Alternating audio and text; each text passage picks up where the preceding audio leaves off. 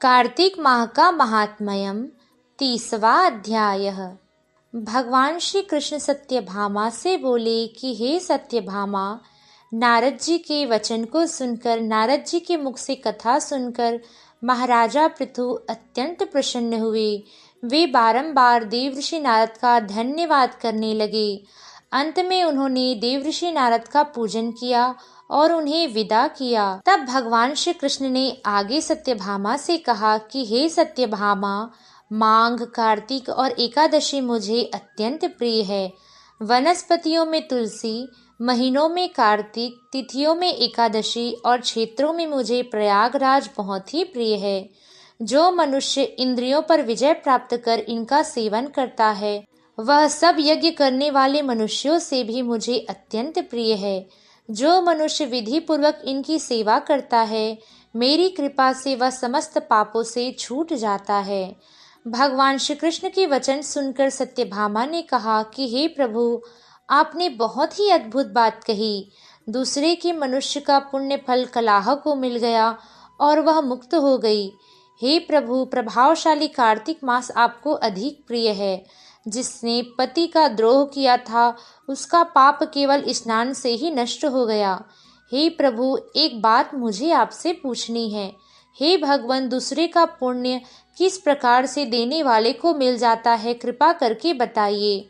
भगवान श्री कृष्ण बोले कि हे प्रिय, जिस कर्म द्वारा बिना दिया हुआ पुण्य और पाप मिलता है, उसे ध्यान पूर्वक सुनो।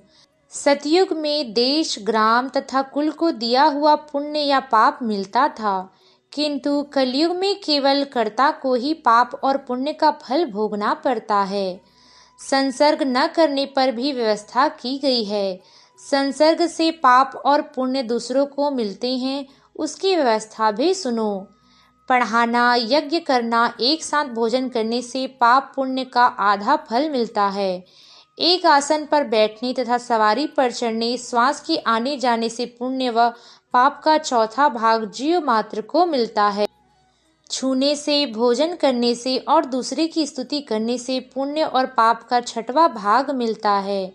दूसरे की निंदा, चुगली, धिक्कार करने से उसका सातवां भाग मिलता है। पुण्य करने वाले मनुष्य की जो कोई सेवा करता है, वह सेवा का भाग लेता है और अपना पुण्य उसे देता है। नौकर और शिष्य के अतिरिक्त जो मनुष्य दूसरे से सेवा करवाता है, उसे पैसे नहीं देता, वह उस सेवक के पुण्य का भागी होता है। जो व्यक्ति पंक्ति में बैठे हुए भोजन करने वाले पत्तल को लांघता है, वह उसे, जिसकी पत्तल उसने लांघी है, अपने पुण्य का छठवां भाग उसे दे देता है।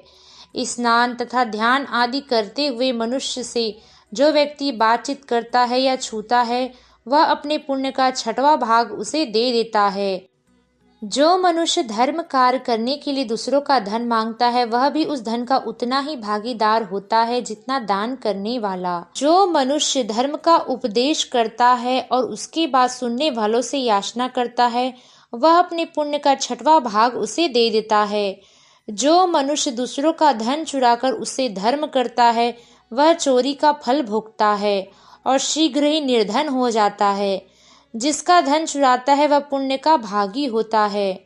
बिना ऋण उतारे जो मनुष्य मृत्यु को प्राप्त होता है, उनको ऋण देने वाले सज्जन पुरुष पुण्य के भागी होते हैं। शिक्षा देने वाला, सलाह देने वाला, सामग्री को जुटाने वाला तथा प्रेरणा देने वाला, यह पाप और पुण्य के छठे भाग को प्राप्त करते हैं। राजा प्रजा के पाप पुण्य के षष्ठांश का भोगी होता है। गुरु शिष्य का, पति पत्नी का, पिता पुत्र का, स्त्री पति के पुण्य का छठा भाग पाती है। पति को प्रसन्न करने वाली आज्ञाकारी स्त्री पति के पुण्य का आधा भाग ले जाती है।